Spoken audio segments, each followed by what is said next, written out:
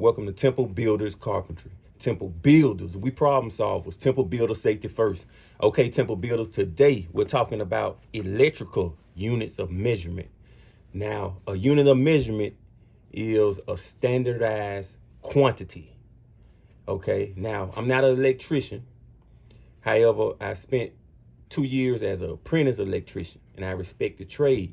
And I'm a student of all trades that's involved in home construction. Okay. Now, let's talk about first carpentry units of measurement. Okay. We're talking about units of measurement for length. So in the United States, we use feet as a unit of measurement for length. We also use inches and we use fractions of an inch. Now, if you live outside of the United States, you might use the metric system. Also in carpentry, a unit of measurement also that we use is degrees, okay?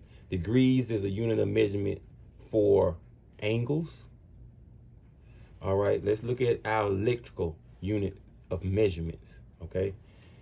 In electricity or in the electric field, you have several units of measurement. Right here we have voltage, which is a unit of measurement for pressure. Okay. Right here we have amperage, which is a unit of measurement for current. Right here we have ohms, which is a unit of measurement for resistance. Wattage or watts is a unit of measurement for power. And last we have coulombs, which is a unit of measurement for charge. Right next to your coulomb, I got right here this is scientific notation. This number means the exact same as this number right here. This is just a short version of writing out this number. 6.25 times 10 to the 18th power. This is how many electrons it takes to equal 1 coulomb of charge, which is 6.25 quintillion electrons, okay, equals 1 coulomb of charge. Now, a coulomb can be compared to a gallon, okay, because I'm going to compare electricity to water today. A gallon is a unit of measurement for liquid, okay? You have gallons, you have liters, you have quarts. Now, I'm going to go over watts and coulombs more in depth in another video, but today we're going to talk about ohms, amperage, and voltage, okay? Now, let me try to give you some examples or try to make electricity clear for you by using the garden hose analogy. Okay, so here's our spigot. Here's our garden hose. So let's say our spigot is turned off. If our spigot is turned off, okay, our water right here is our pressure. In our water line, we have pressure. Okay, that's the same as voltage. So with our spigot turned off, our pressure is still sitting here. The same way, let's say a receptacle, when it's not in use, the pressure or the voltage is still behind that receptacle. That's why voltage is called potential difference. Okay. I like to think of this as if someone ever told you you got potential, or you ever heard somebody say that person has potential. So what they're saying is you have the ability to be successful in the future. Okay? Just like this spigot has the ability to be useful to me in the future when I turn it on. Okay, so let's turn it on. Now, when we turn it on, the pressure pushes our water through our hose pipe. And in this demonstration, our hose pipe is going to be similar or synonymous with our conductor. our copper conductor. Okay, so electrons move through your copper conductor, and water molecules move through our hose pipe. Okay, so boom, we got our pressure moving through our hose pipe. We already went over that voltage is pressure. Now our amperage is current. Water has current, and electricity has current. So let's say this hose pipe is pushing out 2 gallons per minute. All right, that's GPM, gallons per minute. Now, same thing with amperage.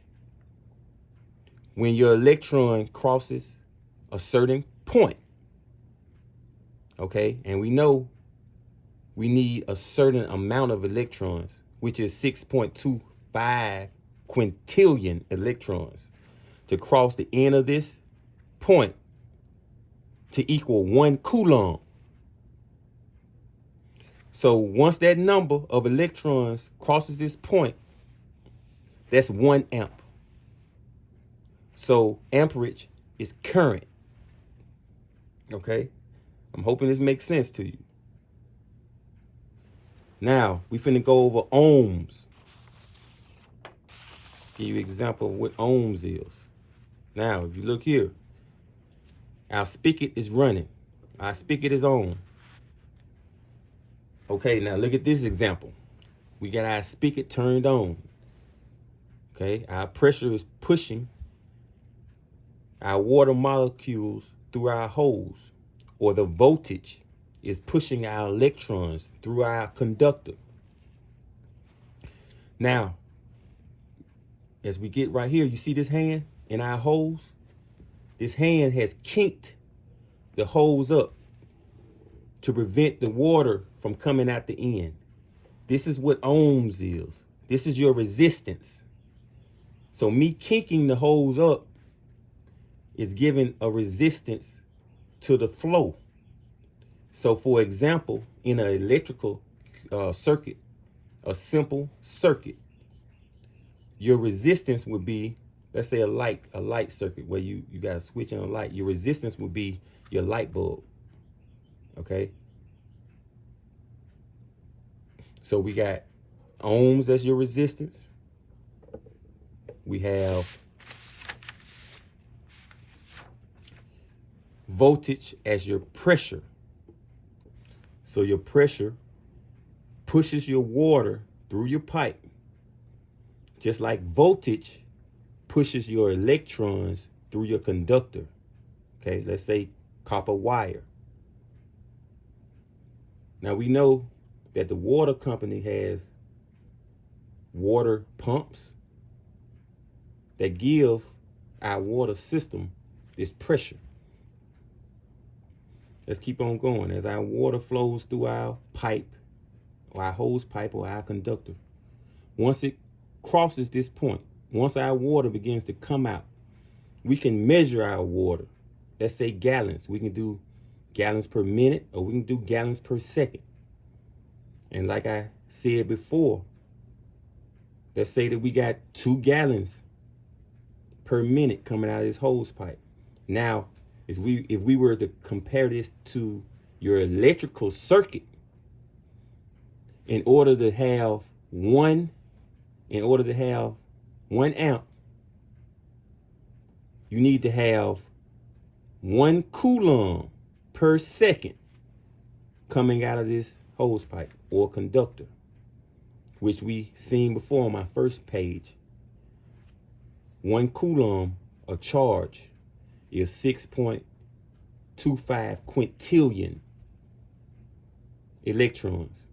How I like to look at this as, think about that being people, 6.25 quintillion people crossing the street in 1 second, if that was possible. So if I can get all them people to cross the street in 1 second, that'll be 1 amp. 1 amp. So if this breakdown helped you out, the garden hose analogy, hit the like button, subscribe, hit the notification bell. I also got my Cash App in the description box. And I'm going to go over watts and coulombs in another video. Okay, watch out for it. Temple Builders.